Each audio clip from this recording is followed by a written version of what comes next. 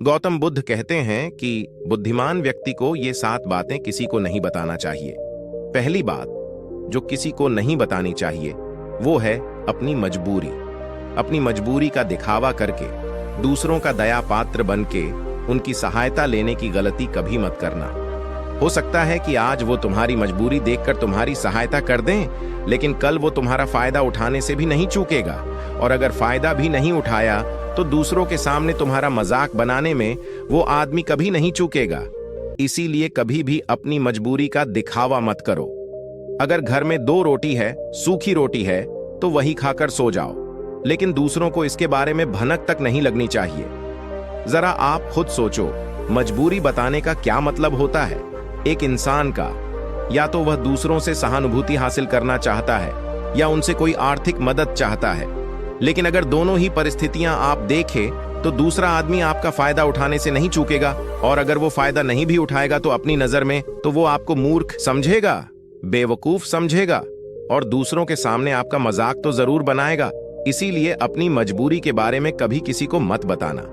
दूसरी बात जो किसी को भी नहीं बतानी चाहिए वो है अपनी अतीत की गलतियां और भविष्य की रणनीतियां। जरा सोचो कि अगर हम अपने अतीत की गलतियां किसी दूसरे को बताते हैं तो उसका क्या प्रभाव होगा। वो गलतियां ठीक तो नहीं की जा सकती, जाहिर है, तो उन्हें बताने का क्या मतलब रह जाता है। आप अपने अंधेरे पक्ष को खुद दुनिया के सामने बता रहे हो, खुद अपनी गलतियां दूसरों के सामने बता रहे हो। इससे उस आदमी की नजर में आपका एक चरित्र गठित हो जाएगा और वो भविष्य में हमेशा आपको उसी नजरिए से देखेगा। इसीलिए किसी भी आदमी की नजर में अपना चरित्र गठित मत होने दो, और जरा सोचो कि आप व्यर्थ में ही अपने भविष्य की रणनीतियां दूसरों के सामने बता रहे हो। जो लोग आपके काम का हिस्सा ही नहीं है, उनके सामने अपनी भविष्य की रणनीतियां बताने की क्या जरूरत है? वो लोग आपकी सहायता तो नहीं करेंगे, लेकिन आपकी भविष्य की रणनीतियों में बाधा जरूर बन सकते हैं। आप खुद अपने विवेक का इस्तेमाल करिए और सोचिए कि आपके साथ भी ऐसा हुआ है कि आपने अपनी भविष्य की रणनीति किसी को बताई हो और वो कामयाब ही ना हुई हो। जरूर हुआ होगा, जरा गौर से सोचिए। तीसरी बात जो किसी को नहीं बतानी चाहिए वो है अपने घर की बातें। जो भी हमारे घर के अंदर आपस में बातचीत होती है, हमारे माँ बाप के साथ, हमारी पत्नी के साथ, हमारे बच्चों के साथ, वो बातें परिवार तक ही सीमित रहनी चाहिए। अगर आप इन बातों का दूसरों के सामने ढिंढोरा पीटते हो तो दूसरों को आपके घर में घुसने का एक मौका मिल जाता है और वह इसका फायदा उठाने से कभी नहीं चूकेंगे। वो आपके परिवार के सदस्यों को आपसे दूर लेकर जाने की कोशिश करेंगे। अक्सर ऐसा होता है। हम समाज में देखते हैं कि हम अपने घर के झगड़ों को कम करने के लिए उन झगड़ों को अपने पड़ोसियों और दूसरे सगे संबंधियों को बता देते हैं, लेकिन इससे आपको सहायता कभी नहीं मिली होगी, बल्कि आपके घर के लड़ाई झगड़े और ज्यादा बढ़ गए होंगे, और वो जाहिर है वो बढ़ेंगे। अगर आप अपने माँ बाप की बात दूसरों को बताएंगे तो आपके माँ बाप को बुरा लगेगा ही कि हमारा बेटा हमसे बताए बगैर दूसरों को ये बातें बता रहा है। इसीलिए अपने घर की बातें और अपने घर की लड़ाई झगड़े किसी के सामने मत बताना। चौथी बात जो मैं आपको बताने जा रहा हूं जो किसी को नहीं बतानी चाहिए, वो सुनने पर बहुत अजीब लग सकती है, लेकिन उसका सत्य भी मैं आपको एक तर्क के माध्यम से दूंगा। मैं कहता हूं कि अपनी आमदनी किसी को मत बताना। अब अपनी आमदनी ना बताने के पीछे क्या मतलब हो सकता है? जरा सोचिए कि आप अपनी आमदनी अपने दोस्तों को बता देते हैं, तो जब आपके दोस्तों को जरूरत पड़ेगी तो वो सिर्फ आपको ही याद करेंगे, क्योंकि उनको पता है कि अगर आपकी आमदनी ज्यादा अच्छी है तो आप भी उनकी मदद कर सकते हैं, और इसीलिए ज्यादा लोग आपसे सहायता मांगेंगे। और जब आप उनकी सहायता नहीं करेंगे तो वो सोचेंगे कि इस आदमी के पास पैसे हैं, मेरी सहायता कर सकता है, लेकिन यह सहायता कर नहीं रहा है, और इसीलिए आपकी आमदनी आप दोनों दोस्तों के बीच एक झगड़े का कारण हो सकती है। कम आमदनी होगी तो लोग मजाक उड़ाएंगे, और ज्यादा होगी तो सहायता मांगेंगे, तो अपनी आमदनी बताने का कोई मतलब नहीं है।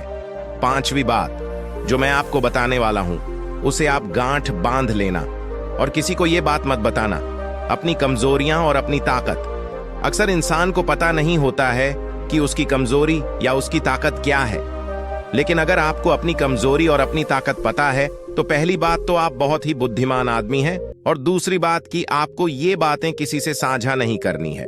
क्योंकि अगर आपकी कमजोरी दूसरों को पता चल गई तो वो आपकी कमजोरियों का फायदा उठाएंगे, और अगर आपकी ताकत पता चल गई तो वही ताकत आपकी कमजोरी बन जाएगी, क्योंकि वो ताकत दूसरे आदमी को पता है और वो ताकत की कमजोरी भी ढूंढ ही लेगा। अपनी कमजोरी और अपनी ताकत अपनी पत्नी या अपने पति को भी नहीं बतानी चाहिए, क्योंकि इसके बाद आपको घर में उनसे हमेशा दबके रहना पड़ेगा। अगली बात जो किसी को नहीं बतानी चाहिए वो है अपने मित्र और अपने शत्रु। आप अपने मित्रों के बारे में अगर दूसरे लोगों को बताएंगे तो वह आपके मित्रों के साथ अपनी घनिष्ठता बनाकर आपको धोखा दिलवा सकते हैं। आपके गहरे मित्रों को आपसे दूर करने का प्रयास कर सकते हैं। अक्सर आम आदमी ऐसा नहीं करता, लेकिन आपके दुश्मन ऐसा करने की कोशिश कर सकते हैं। और दूसरी तरफ आपके शत्रु का भी किसी को नहीं पता लगना चाहिए, क्योंकि आज जो आपका मित्र है अगर कल वो आपका दुश्मन हो गया तो वो आपके दुश्मन के साथ ही मिलकर आपको परास्त कर सकता है, आपको धोखा दे सकता है। इसीलिए अपने सबसे अच्छे दोस्तों को भी अपने दुश्मन के बारे में कभी मत बताना। अगली और आखिरी बात कहना चाहता हूं कि जब तुम दान करते हो तो दान के बारे में भी किसी को मत बताना, नहीं तो दान करना व्यर्थ हो जाता है, बेकार हो जाता है। जब आप अपने दान का ढिंडोरा पीटते हो तो आप ये बता रहे हो कि मैं कितना बड़ा दानी पुरुष हूं, और ये आपके अंदर एक अहंकार निर्मित करेगा। इसीलिए दान गुप्त रूप से किया जाए उतना ही अच्छा होता है, उतना ही फलदायी होता है। जब आपका बायां हाथ दान कर रहा हो तो दाएं हाथ को बिना पता चले कि बायां हाथ दान कर रहा है।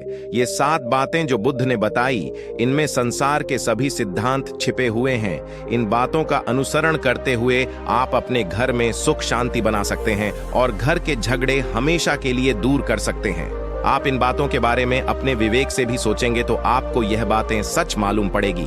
हमारा कहानी सुनाने का मकसद यही है कि आपका विवेक जागृत हो।